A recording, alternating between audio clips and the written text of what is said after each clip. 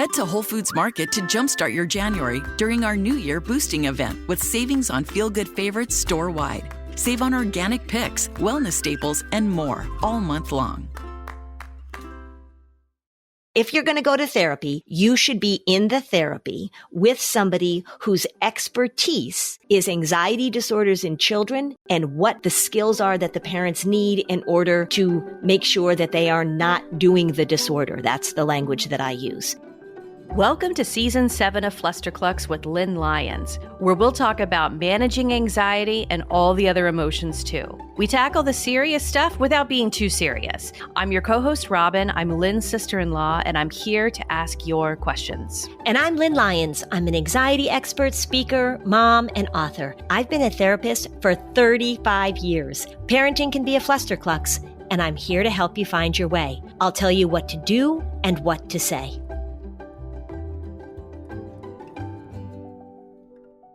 Hey, Robin. Hi, Lynn. We are back with another episode with Ryan Wexelblatt, who is an amazing ADHD specialist. He's a clinical social worker like me, former school social worker. He has a son who has ADHD and learning differences. Ryan created ADHD Dude, which is a YouTube channel that is amazing. I send so many of my clients to watch his videos to absorb his content. He also creates content for AUDIT, which is the leading ADHD publication.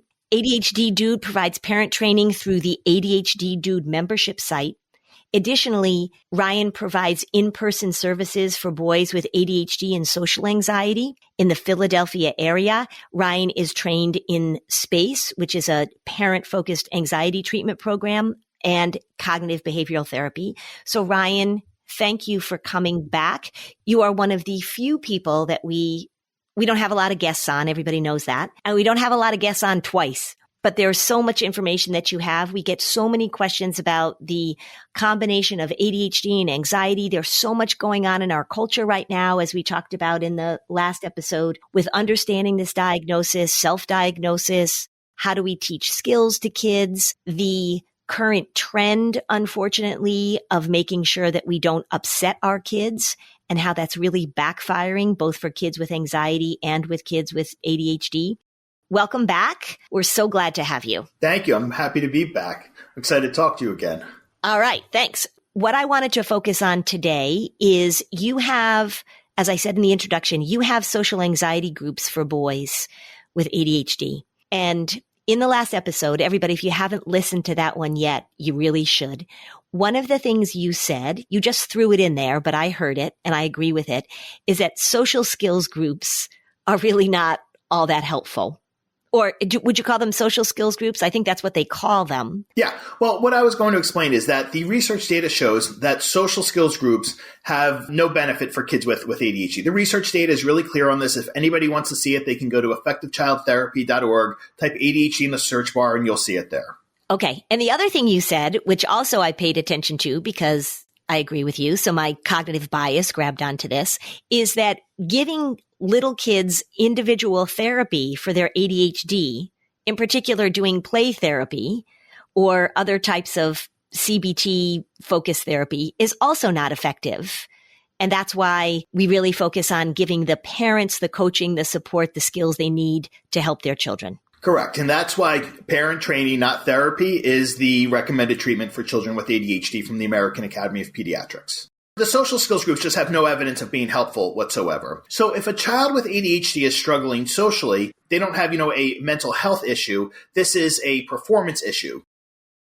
One of the things I think might be helpful to frame this is, when somebody with autism struggles socially, is that these core, what I refer to as social executive function skills, they may be underdeveloped, and to the point of being severely underdeveloped. Whereas somebody with ADHD, these social executive function skills may be lagging, but they're also used inconsistently. So that tends to be the difference between people with autism who struggle socially and those with ADHD. The foundational social executive function skills are there with somebody with ADHD, but they're used inconsistently and usually lagging a little behind because, as I mentioned in the last episode, ADHD is what I call an executive function developmental delay. So executive function skills developing 2 to 3 years behind their same age peers. Okay. tell us, and I've seen this list before, so I want you to share this list. So tell us the skills that you're really targeting in these groups. Yeah, I think one thing that might be helpful to explain to folks at first is there's a difference between these, lagging and inconsistent use of these social executive function skills, such as perspective taking. So understanding others' thoughts and feelings and understanding situational awareness, those types of things. There's a difference between that and between social anxiety. So at its core, social anxiety is a fear of judgment by others. One of the things that I find, and I want to, be transparent that I don't have specific research to back this up. This is my observation from working with kids, primarily boys with ADHD for over 2 decades now. They tend to develop social anxiety in 2 ways. There's a group that may have an anxiety diagnosis as well. So they are just predisposed to anxiety, and the social anxiety piece is just part of their overall anxiety.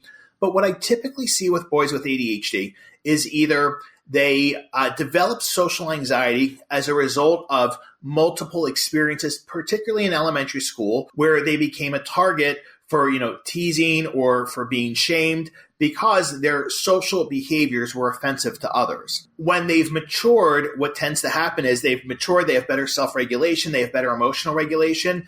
They still perceive that other kids see them as that, third grader screaming at everybody, at recess. They have difficulty understanding how other kids might perceive them differently. So they're scared of others judging them as that angry 8-year-old or 9-year-old. That's one group. The other group that I see with social anxiety in boys with ADHD is ones who have just specifically feel social anxiety around peers. So they can be okay speaking with, adults or with younger kids. It's their same age peers that the social anxiety is specific to. So fear of judgment from same age peers. This is one of those examples where the anxiety is really secondary, oftentimes, to the ADHD. So you've got a little kid who doesn't have these social skills.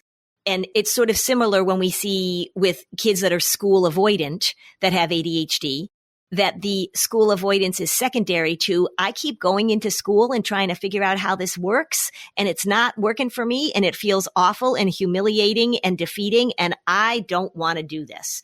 And that's probably the same thing that you're seeing with the social anxiety. Exactly. And, I will mention, it was never my intention to focus on social anxiety. What happened was I am trained in a methodology where to give an informal assessment to, assess these social executive function skills I mentioned. So what I started seeing was when I was, assessing kids through this informal assessment, a lot of them had these intact skills. And I realized they don't need help with social skills. What they need help with is social anxiety. So what I said to myself is, okay, well then how do I address this? And that was actually the catalyst for me to get some training in anxiety. To go back to your question, what do we do during the groups? Well, the first thing I do from the very first thing we cover in group is that it's okay if you're feeling uncomfortable right now. And this is going to be a little uncomfortable. And we talk about what is social anxiety. And specifically, it's the fear of judgment from your peers.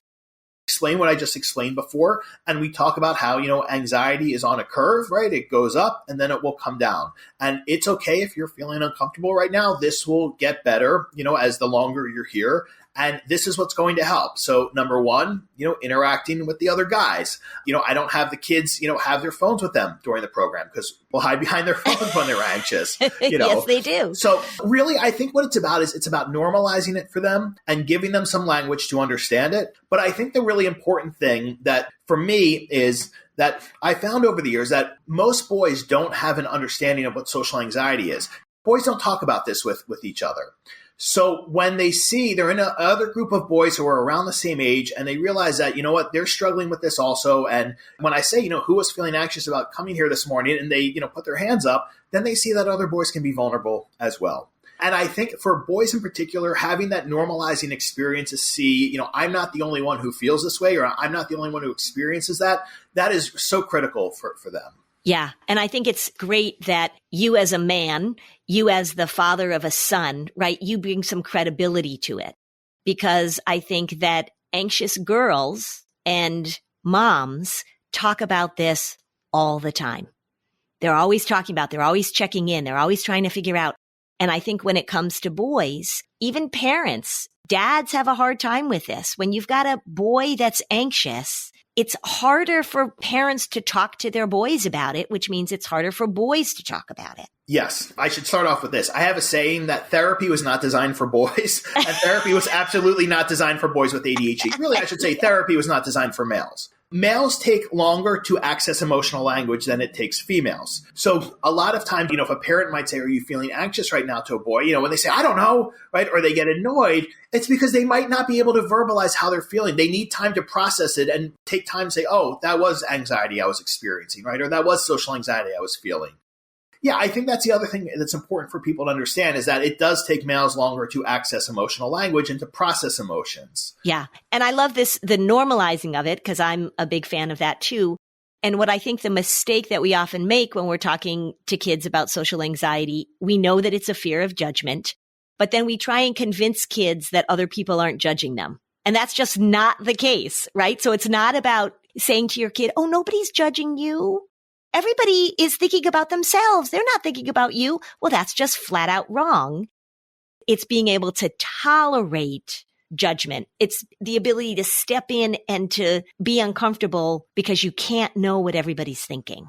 Right. Exactly. And one of the things, Lynn, I teach this idea of different types of thoughts. And I explain that most of our thoughts about other people and other people's thoughts about us are neutral thoughts, meaning they're aware that we're there, but they're really not thinking about us and we're not really thinking about them. However, we might say something or do something and that changes their thoughts. And if that happens, okay, they're not going to spend the rest of their life thinking about you, right? Yeah. So even if they think, that guy Ryan's a jerk, okay, they're not focusing on me, right, for the rest of my life. They might have that feeling in the moment. They might decide they don't like me, and that's okay because that's the other thing I teach kids is that not everybody's going to like you in life. And that might not have anything to do with you at all.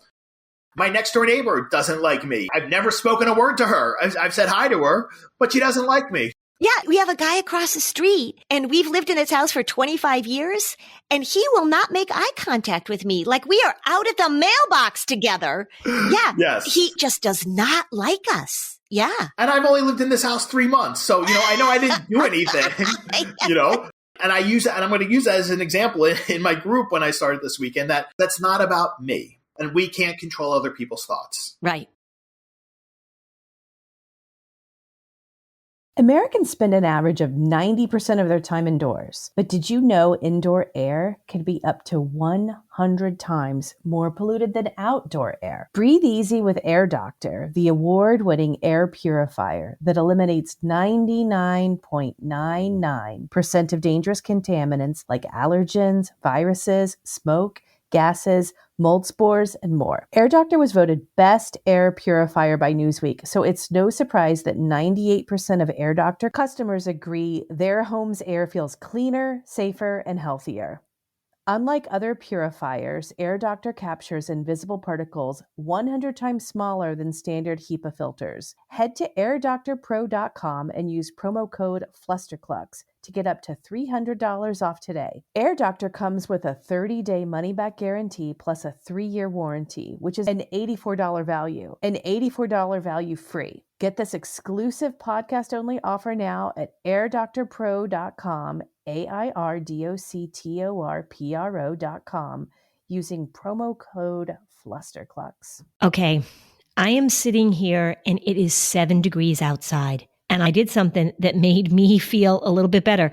I ordered something from Quince and I ordered this really awesome silk blouse. I'm so excited to wear it the next time that I have a speaking engagement. So with Quince, you can treat yourself to everyday luxury at an affordable price. Something everyone needs in their closet, in my opinion. Quince's iconic Mongolian cashmere sweaters, they start at $50. Or if you want to really up the luxe factor, check out their Italian leather handbags, washable silk shirts, that's what I got, and European linen sheet sets.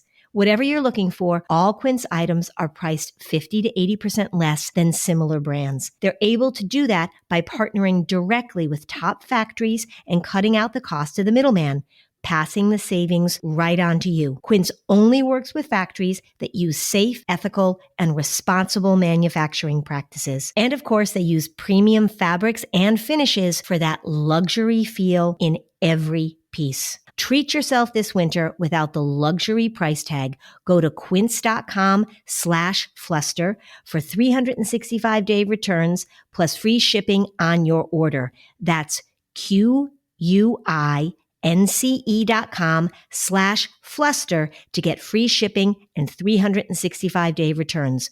Quince.com/fluster. It's not always easy to find a great mentor who can help you level up. My dream mentor, Martha Stewart. So I was really excited when I heard that she has a class on Masterclass. With Masterclass, you can learn from the best to become your best.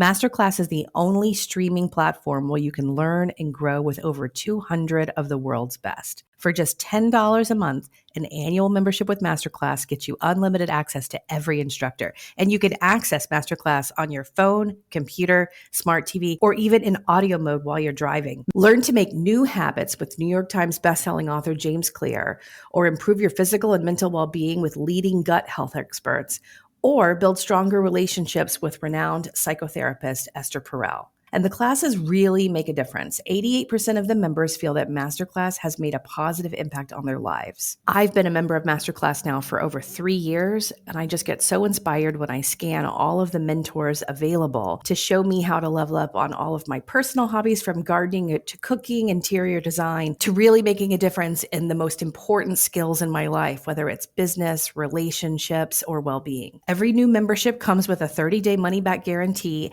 so don't wait another moment to start your learning journey with Masterclass. Right now, Flusterclux listeners get an additional 15% off any annual membership at masterclass.com/fluster. That's 15% off at masterclass.com/fluster. Masterclass.com/fluster.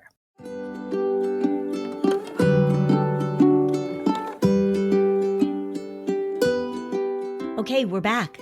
One of the things that I really love hearing about this group that you run, Ryan, that's so skills-based, and I know that's what drew Lynn to your work and really validates what you're doing. I feel like with parents who've listened to the last episode and are thinking about their own kids now, it's just all about skills.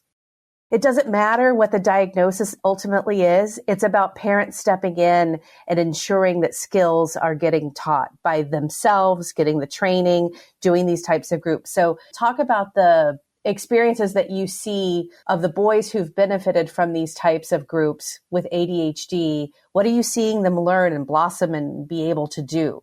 Yeah. Well, I think one thing I want to acknowledge that, coming to my group for 4 weeks is not going to be some life-shattering experience, right? One of the things that kids need repeated exposure to discomfort, to distress, right? Because that's how we build resiliency. Let me use this example of actually a young man I'm seeing this afternoon who I mentioned before. He's 21 now and he's a college junior. And a few months ago, he reached out to me out of the blue. He really doesn't call me ever. So it was interesting. And he said, I just wanted to tell you that all those things I learned in guys group years ago, he said, as much as I hated coming, he said, I realize that it actually benefits me now. He said, and it's made it easier for me to talk to people in new situations. And even though I might be feeling anxious, that I know I can get through it. And he was really just calling me to thank me, to say, you know what, I knew that there was some value in what you taught me, almost 10 years ago. And that, he's actually going into sports broadcasting. So, wow. Yeah. So he's on TV now and everything, which is crazy for me to think about.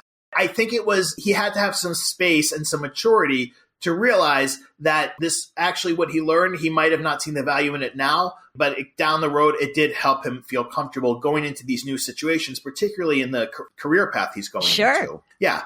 And I think, the other big thing is at the end of, the first session, whenever I do these groups, I say, raise your hand. And I said, and you don't have to raise your hand. I say, raise your hand if you're more comfortable than when you came in here today. And inevitably, pretty much all the hands go up. It would be rare that one didn't. And again, I think it's important, boys, to see other boys who are saying, yeah, I felt uncomfortable and now I'm feeling better. Because we're not saying, tell me how you feel, right? We're saying who is having the same experience just by show of raising your hands. Right. We have to move away from thinking that expressing feeling words is the panacea to all of life's problems. Hallelujah. Hallelujah. Yeah. Yeah. And particularly for males, that's just not the way males operate. And I'll give this analogy. I have a few parents who follow me on, social media who are moms. 2 of them I can think of who specialize in working with men. So they're clinicians who specialize working with men. And what they've both said to me is, in my work, I don't sit there and talk about feelings constantly. We focus on solving problems because that's how men get the most benefit from therapy. And I think that's a perfect example, right? We're so focused on talking about feelings and expressing feeling words, rather than teaching skills and teaching that you're going to be okay and sharing this collective experience, knowing that other people feel the same as me. And I think that's where the shift needs to happen if we're going to integrate this more into schools. So, well, I think it's also showing these boys with social anxiety and men how to connect, because there are so many different ways to connect. And when we put this female lens on it, that the way you connect is a funny example is I have a husband who's a male and I have two boys who are my sons who are male. And one of my sons was stopping by and my husband said, "Can you tell him that I'm going to make him meatloaf?" And I said, "Sure." So I said, "Dad's going to make you meatloaf." And then my husband was like, "Ask him what time he's going to be here. Ask him if he wants me to put the breadcrumbs in the meatloaf. What does he want with his meatloaf? Does he want?" And I was asking all these questions. And then I texted to my son, "Dad's love language is meatloaf." And my son responded, "Yes, I know." I mean, it was just this lovely, "I'm going to make you meatloaf." And my husband didn't say, "I love you so much. I'm so excited to see you." He said, "I'm going to make you meatloaf," which was, "I love you so much and I can't wait to see you. I'm going to make you meatloaf." It was just a very typical, perfect example. Yeah. And one of the things I'll tell you, with my groups is, what I do is, number one, we don't sit around a table. I have sofas in my office. And one of the things we do is it's not the whole time, sitting around and talking. I do a lesson. We focus on a screen. So I show videos and slides because boys tend to be visual when they learn, or a lot of them respond better to visual learning, I should say. And do this for 45 minutes. And then the other, hour and 15 minutes, we either play games, or one of the kids will make cookies. I have a little oven in here to make cookies while they're playing games, or they'll go outside to the park behind here and, play games, or walk down the streets of the pizza place. So the idea is it's learning a little bit, but then having a collective experience of hanging out. That's connecting to your point. Yeah, exactly. All right. So we've got normalizing. You talked about perspective taking earlier. Maybe you can say more about that, in terms of the skills that you're teaching. What else is on your list? Yeah. So number one, understanding that social anxiety is a normal experience and, that it's temporary feeling, that it'll pass. Number two would be perspective taking. So perspective taking, understanding others' thoughts and feelings, understanding how you're coming across to others. That's really what I call the foundational social executive function skill that people with ADHD tend to struggle with. Okay. So say that again. The foundational executive functioning skill socially is the ability to notice how you're being perceived, notice how you're coming across, read reactions to other people, sort of gauge the social interaction that you're in. They have trouble with that. Reading the room. Well, that's a different skill. Reading the room's a different one. That's situational awareness. Yeah. Oh, okay. So I would say when I talk about perspective taking, what I'm talking about really is being able to have an internal dialogue in your head and say, should I say this? This might be offensive, or they might think that's weird. Or how do I say something in a way that's empathetic? Or if I'm trying to show interest in somebody, how do I do that? That requires a lot of what we call metacognition, which is an executive function skill that essentially means self-monitoring and thinking about your thinking. Okay. So if somebody struggles with that, they might not be having that internal dialogue in their head beforehand, thinking about how am I coming across to others. So that is one of the things that we talk about, is understanding others' thoughts and feelings and understanding how we're coming across to others. And this is a very difficult skill to teach because obviously everyone responds differently to everything. And all of our social interactions are context dependent. There's no such thing as, good thoughts, bad thoughts, right? Everyone responds differently based on the context of the situation. And we adjust our social communication based on the context of the situation. So for many people with ADHD, this is what they struggle with. So they might not show enough interest in somebody. They might be very social, but they might talk at others about their interest. Or they might make jokes that are not appropriate for the level of how well you know somebody, things like that. Or they might not understand, this is a big one, how their tone is and how they're sounding to others.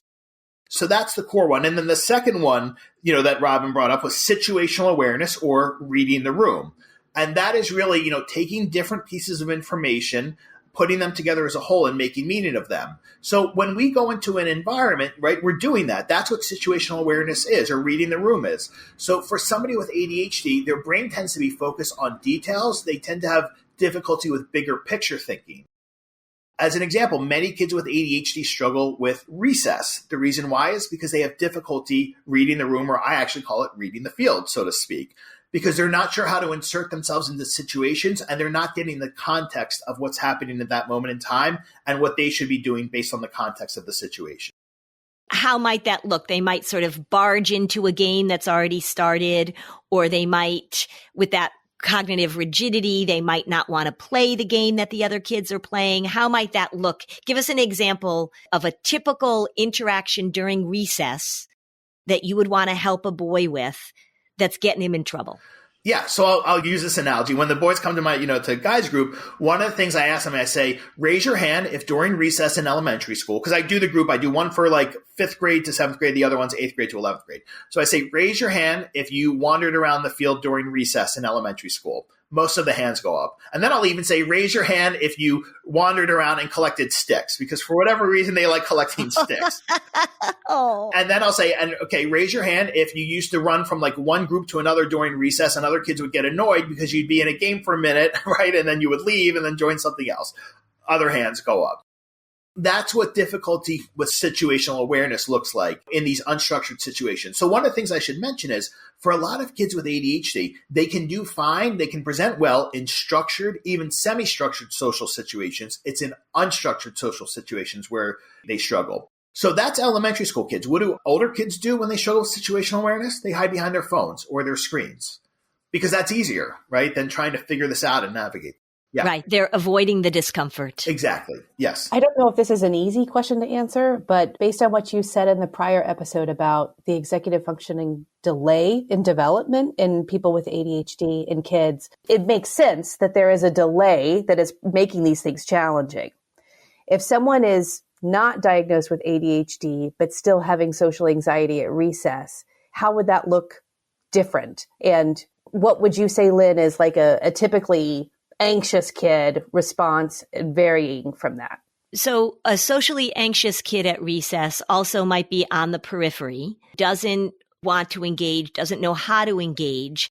And if you ask them about what's going on inside of them, they will say they're really worried that they're going to do the wrong thing, or they're really worried that people don't like them, or they're really worried that if they try and be friends that nobody likes them. So the socially anxious kid is having a really lively and not helpful conversation with their anxiety about how people are judging them. And they are going to avoid. So the idea of stepping in and putting yourself out there, they are not going to do it. And I would think, you can correct me, Ryan, sometimes an ADHD kid is going to step in ways that are a little too much or not know how to end the conversation. A socially anxious kid is going to avoid. And so it could look the same. We could have two kids walking around the fields picking up sticks, but the socially anxious kid is very clear when you ask them. If we say, so how do you make friends? They'll be like, oh, that is too risky. That is too scary. I'm going to avoid. Yeah. Lynn, to your point, this is why I find so many professionals get difficulty with social anxiety mixed up with difficulty with the social executive function skills. Right. I'm in a local group of professionals here, mostly school professionals and mental health professionals. And almost every week there's somebody saying, I am working with an 8-year-old and, who has social anxiety, so they need a social skills group. And then I have to explain to them, no, they don't need a social skills group. Okay. And here's why. And I have to be honest, much of the time they don't want to hear it because they just have it so ingrained in them that social skills group, then you won't have social anxiety anymore. Like, social skills group is not a natural environment. Forget about the research data. It's not a natural environment. We have to teach you how to function in natural environments, right? To get through to be able to understand, right, that you can persevere through social anxiety. Do you guys like social skills groups for any population or for any circumstance, or are they just sort of a thing you wish would go away? So my beef when I hear, like, say you've got a socially anxious kid and the school will say, well, we're going to put them in the lunch bunch, where all these socially anxious kids are going to go and have lunch together. And I will say, well, what are you teaching them during the lunch bunch? Oh, we're just letting them have lunch together so that they can right? No, they know how to have lunch in silence. They got that down. So it has to be much more didactic. I feel like I love groups when it is didactic, when there is a curriculum, when you are focused on the skills that need to be taught. But just putting a bunch of socially anxious kids together, it would be like putting a bunch of kids who are on the spectrum together. They're going to do their thing that they do. You might as well just let them do it somewhere else, right? Moving them into a room with an adult standing there doesn't teach skills. It has to be concrete and skill-based for me. Well, to add on to what Lynn said, I have a say, and I say the qualifications required to run a social skills group is that you have a pulse. Okay. And it's true. In the Philadelphia area where I am, there must be, 50 social skills groups. Nothing against these professionals. I think just people don't know what they don't know. And I don't think most people have any training in this. And I think what they're teaching, one week is turn taking, another week is, complimenting others, which is, by the way, breaks every rule of male-male social communication. Okay, boys don't compliment other boys except in specific contexts. But I think what are called social pragmatic language groups can be helpful for individuals with autism who struggle with social language if it's done in a way that's organic. But for the most part, yeah. What I always say, Lynn, to your point about, lunch bunch, well, what's going to be more helpful? Is it going to be sitting there with an adult prompting the conversation during lunch bunch, or would it be more helpful for that adult to go out during recess and support those kids in the natural environment? Right. In addition to teaching them the skills, right, that they should be learning, right, in a group format. So, yeah. Which is the same beef that you and I probably have about play therapy, is that if you've got a child who's struggling, having them be in a room with a highly attentive adult who's analyzing everything that they do, with the parents out in the waiting room, when really what we need is if we have a kid who has gone through a traumatic experience or has anxiety or fill in the blank, the parents need to be with the highly attentive professional taking notes about what they're going to do when the problem shows up at home, right? Play therapy doesn't happen at bedtime. It happens from 1 to 2 on a Tuesday afternoon. It just is not what parents need. When I say to parents, if they come to me and I say, what are you looking for from me? I can see you've been to 7 other therapists and they're like, just tell me what to do. We need skills. We don't know what to do. This whole idea that it all just sort of amorphously fixes itself, not so helpful. Yeah. To your point, Lynn, I've had to say, and I'm okay with this. I'm not people's first stop or their second stop. I'm probably their 7th stop, to your point, for that very reason. And that's okay. Yeah, that's fine. Yeah. And also, I'm sure you found is that not everybody is a good fit for us, right? I mean, people come, if people want concrete information, most people, you've probably had this experience too. You meet with parents and they say, I learned more about ADHD in this one session with you, Ryan, than I did in the 4 years previous of taking my kid to therapy by himself. They want information. They want accurate information. We have to be directive in this. Non-directive doesn't work when parents are trying to learn the skills they need to teach their kids.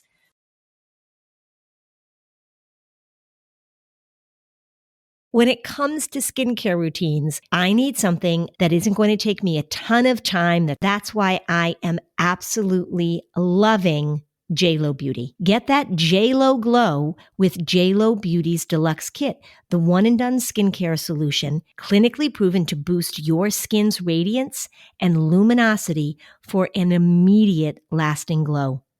The secret is JLo Beauty's 5-step routine featuring 5 multitasking formulas designed to cleanse, refresh, and prep your skin to take on the day. That JLo Deluxe Kit is an easy-to-follow AM/PM solution that gives your skin a smoother, visibly brighter look, improves the appearance of fine lines and wrinkles, and protects us against UVAs and UVBs. I really love that Blockbuster Hydrating Cream. My skin is so much more plump and dewy. Get more glow for less with your skincare routine.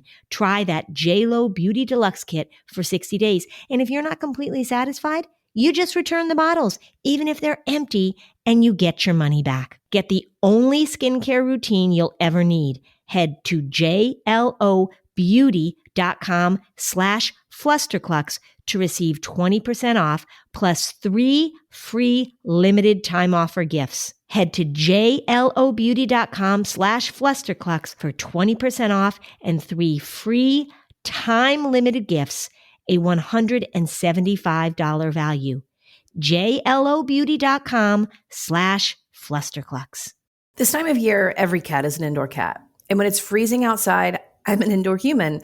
And if there's one thing that can really stink up being stuck inside, it's the litter box. Don't let that lasty smell ruin your winter. Switch to Pretty Litter. Pretty Litter's non-clumping formula traps odor and moisture, and it's ultra absorbent. It's lightweight, low dust, and one 6-pound bag works for up to a month. And Pretty Litter gives me peace of mind. It changes colors to indicate early signs of potential illnesses in your cat, like urinary tract infections, kidney issues, and more. And since Pretty Litter ships free right to your door, you never run out. You don't have to have huge kitty litter bags taking up space, and you don't have to go out into the cold and lug those huge tubs from a store into your house. Cat litter is something that you want to take up as little space as possible in your home. Pretty Litter solves that. Indoor cats and indoor humans agree that Pretty Litter helps your house smell clean and fresh. So go to prettylitter.com/flusterclux to save 20% on your first order and get a free cat toy. That's prettylitter.com/flusterclux to save 20% on your first order and get a free cat toy. prettylitter.com/flusterclux. Terms and conditions apply, so see the site for details. Are you a parent in need of a laugh and a little escape? Look no further.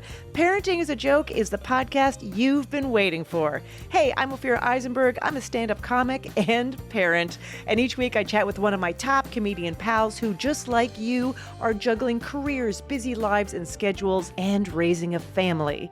You can expect candid stories, hilarious mishaps that happen on stage and at home, and just a lot of laughs. There's no expert advice here. Well, actually, sometimes a good idea does sneak its way in, but mostly just pure, relatable fun to remind you that we're all in this parenting adventure together.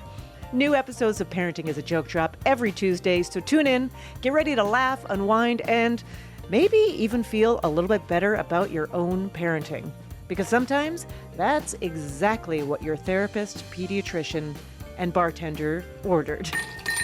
Subscribe now on your favorite podcast platform.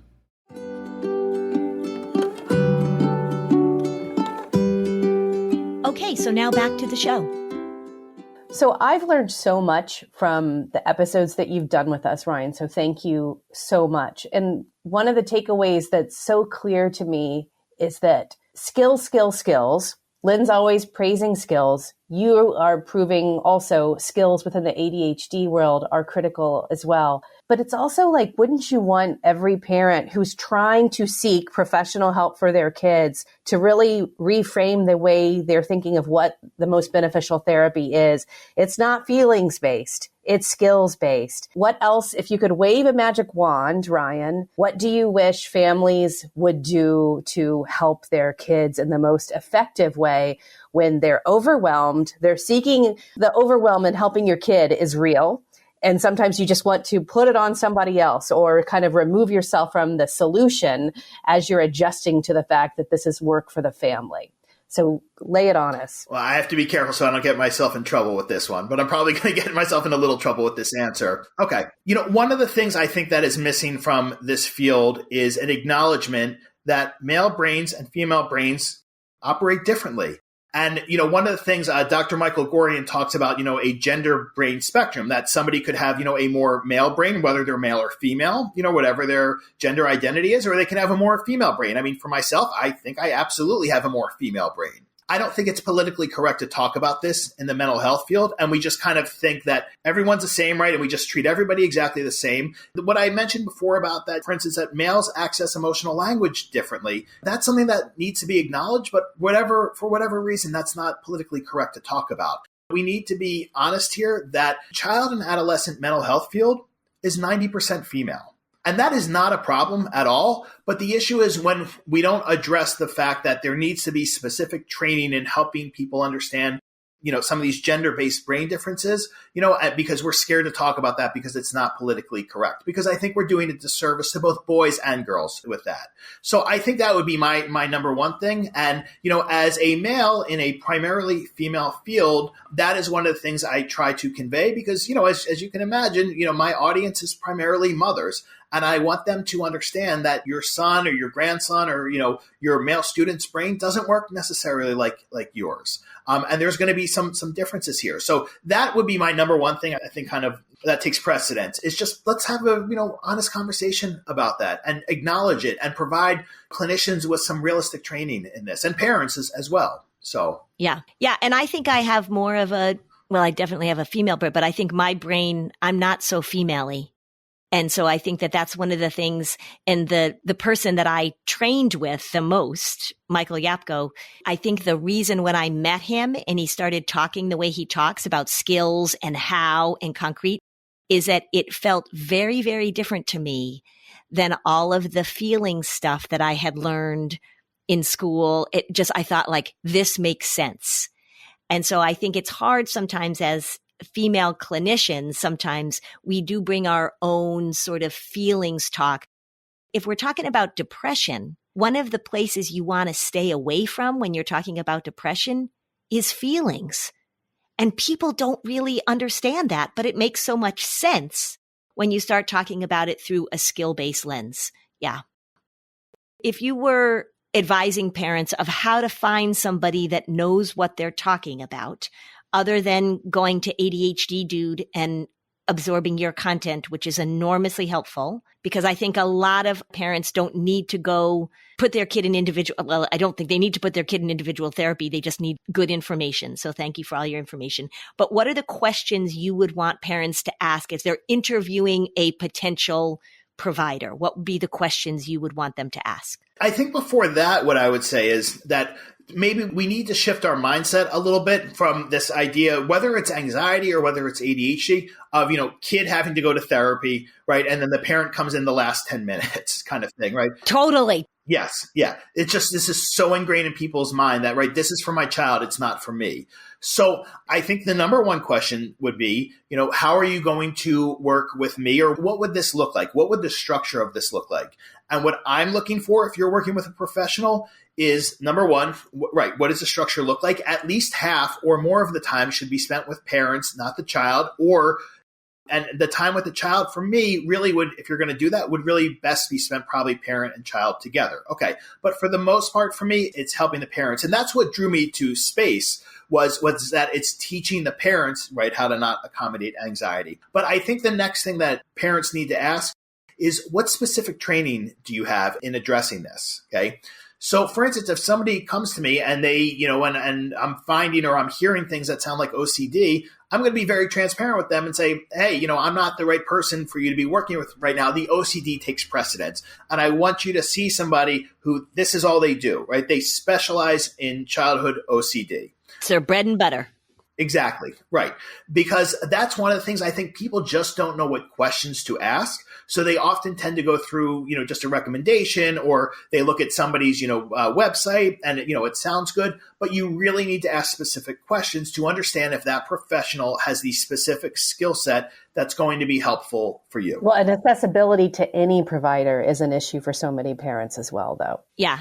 And this is why, just to that point, is that I think both Ryan and I have the approach that when you give parents information, they can do a lot of these things on their own. If we provide them concrete information, if it's through videos or trainings or whatever, that this idea that your kid has to go to weekly therapy for 2 years is just not how change happens. I get this email all the time. I'm looking for somebody to work with my 6-year-old anxious first grader.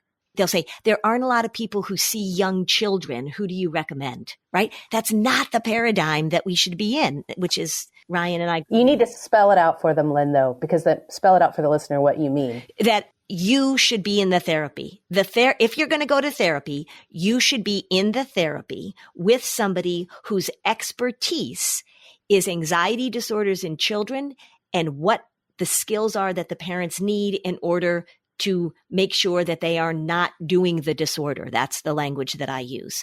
And I think Ryan you'd say the exact same thing. Yeah, I love that language you use. Yeah, absolutely. And, then I also get, emails regularly saying, I'm looking for somebody to work with my 6-year-old on his, anger or on his impulsivity. Yeah. And basically I just say, here's the treatment recommendations for ADHD. This is what the evidence shows works. And I will tell you, a lot of times I don't hear back from that person. Because whether they have it so ingrained in their head that, no, my child's going to go to therapy and this is going to help them, or they've taken advice in like a local mom's Facebook group or wherever, the most we can do is say, here's the information, this is the evidence, this is what I know, as this is something that's all I do, what would be most effective, and it's going to be the best use of your money, basically. And I think it's exactly the same for you. Right, exactly. Well, Ryan, I think a lot of those moms who are reaching out to you, in their head, what they're telling themselves over and over again is, I want to help my kid and I don't know what to do. So what is your pep talk to them? Yeah. So my pep talk to them is essentially, you need to be able to help yourself so you can help your child. And what that is about is learning, what it is that they need, how to help them build skills, how to not accommodate them. And that's what's going to make the difference here. And having a language to go along with that, to use with them. And hopefully, you sharing what some of you learn with the teachers at school, because the more consistency we can have in terms of how we deal with things and with language, that's what's going to be most effective. Let's repeat the resources that you offer that will help educate some of these parents who are seeking this help. Yeah. So the number one is my YouTube channel. So if you just go on YouTube and type in ADHD Dude, you'll find the YouTube channel. So that's a free resource. Another free one is the ADHD Parenting Podcast I have that you can find on any podcast platform. And I'm on all the other social media stuff, Instagram and all that. And then the one that is not free is the membership site where I provide parent training. So there is a parent behavior training course called Scaffolding Better Behavior. There's one about helping build executive function skills. Another one about building social executive function skills. And my next one coming out is actually for parents of 4 to 7 year olds. So that's the next one, because for whatever reason, this, I started hearing from parents of younger and younger kids, and I love that age group anyway. So yeah. And this is ADHDdude.com. Yes, exactly. Ryan, thank you so much for joining us. I learned so much. I really did. My brain is full right now. I'm really grateful. How lucky I am to be talking to experts like both of you. Wow. I think as you listen to our conversation, you can understand, Robin, why I am so attracted to what Ryan does in terms of his language and his way of looking at it. Ryan, you said many times, people are going to get mad when I say this, and we like mad. Here's the thing. There's a lot of nonsense going on out there. A lot of nonsense. And I just want parents to know that there is good, solid information that's not nonsense, because the nonsense doesn't help anybody, but it's so pervasive. So yeah, this is an anti-nonsense zone. And thank you guys so much for having me. I really appreciate it. Yeah, I love talking to you, and I hope that we stay in touch. Absolutely. Thank you. Thanks for listening. And if you found this podcast helpful, please give us a 5-star review on Apple Podcasts. It helps other people find this information. And if you'd like to dig deeper on any of these topics, we have specialized playlists on our Spotify profile, and the link is in the show notes. Topics like teens, depression, and OCD. Bye, Lynn. Bye, Robin. Are you overwhelmed by the things that get in the way of you doing what you want to do? Are you looking for ways to simplify life to better align with your values? Do you want to create space in your schedule so you have room for more of the good stuff? Play, joy, relationships, gratitude, and more? If you answered yes to any of these questions, I invite you to check out Edit Your Life, a podcast to help you edit the unnecessary from your life so you have more room to enjoy the awesome. Through episodes with me, Christine Coe, and a range of super smart, compassionate, and thoughtful guests, you'll come away with big picture insights and practical ways to declutter your home, schedule, and mental space without getting bogged down by perfection. I have always believed that small moments and actions matter tremendously. My goal is to help you find agency and space in your life through doable baby steps that will leave you feeling accomplished instead of overwhelmed. Check out Edit Your Life wherever you enjoy your podcasts.